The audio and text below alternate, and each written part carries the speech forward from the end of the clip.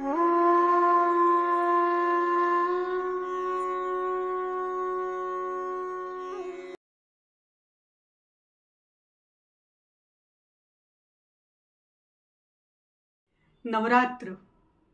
नवरात्र म्हणजे शक्तीचा जागर. नवरात्र म्हणजे सगळीकडे हर्ष, उल्हास, प्रसन्न वातावरण. नवरात्र म्हणजे भक्तीचे दिवस. भारतातल्या प्रत्येक राज्यामध्ये स्त्री शक्तीचा जागर होतो आणि मातृशक्तीला आव्हान केले जाते की देवी, हे मा, प्रगट हो आणि दुष्टांचा संहार कर. असेच ते दुर्गाष्टमीचे, नवरात्राचे दिवस. भारतात सगळीकडे उत्साहाचे आणि धूप दीप नैवेद्यानी मंत्रमुग्ध झालेले वातावरण होते. 5 ऑक्टोबर 1524 हा दुर्गाष्टमीचा दिवस. चंदेल राज्याचा राजा, राजा कीर्तिदेव सिंग आपल्या राज्यातल्या देवीच्या मंदिरामध्ये पूजा अर्चा करत होता. धूप दीप नैवेद्य दाखवत होता. सगळीकडे हर्ष उल्हासाचे आणि नवनिर्मितीचे वातावरण होते. राजा पूजा करून आला आणि आपल्या ज्योतिष मंडळाबरोबर, सल्लागारांबरोबर काही चर्चा करत बसला होता. राज्याची राणी कमलादेवी हिला प्रचंड प्रसव वेदना होत होत्या. सगळेजण राज्याचा वारस येणार म्हणून उत्सुकतेने त्या बातमीची वाट पाहत होते.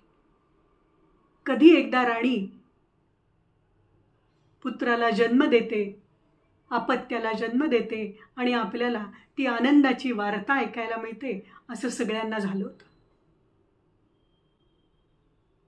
राजा तेथे चर्चा करत असताना हो अगदी त्याच वेळेला एक दासी पळत पळत आली आणि तिने राजाला कन्या रत्न झाले आहे, राज्याला राजकुमारी मिळाली आहे आणि ही राजकुमारी अतिशय तेजपुंज आहे, अशी राजाला बातमी दिली.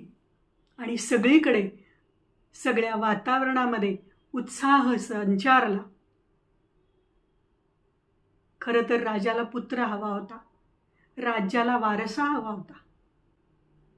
पण आपले पहिलेच अपत्य आहे आणि राजा त्या आनंदात गढून गेला होता.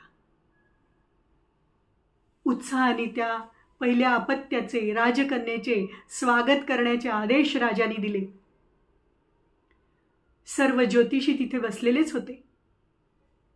त्यांनी आपले शास्त्र पाहिले. जन्माची वेळ, तिथी, नक्षत्र, करण या सगळ्यांचा अभ्यास केला आणि राजाला राजकन्याचे भविष्य सांगितले. राजा, तुझी ही राजकन्या महातेजस्वी आणि महाप्रतापी असणार आहे. ती अतिशय प्रजाहितेशी असणार आहे. राज्याचा नावलौकिक ती सर्वदूर पोचवेल आणि तिचे चरित्र, तिची कीर्ती वर्षानुवर्ष लक्षात राहिली जाईल, ठेवली जाईल आणि भारतवर्षातील प्रत्येक प्रजा तिची पूजा करेल. अशा पद्धतीचं भविष्य त्यांनी राजाला सांगितलं. पण त्यात एक खंतही त्यांनी राजाला सांगितली की तिचं वैवाहिक जीवन मात्र फार दीर्घ काळाचं असणार नाही, पण श्रेष्ठ असेल. हे भविष्य ऐकून राजा थोडा चिंतित झाला. पण कीर्तिवान आपली कन्या आहे हे ऐकून तो हर्षभरित झाला. दुर्गाष्टमीच्या दिवशी जन्मलेली ही कन्या म्हणून राजाने तिचे नाव तेथे जाहीर केले. माझ्या कन्येचे नाव दुर्गा देवी,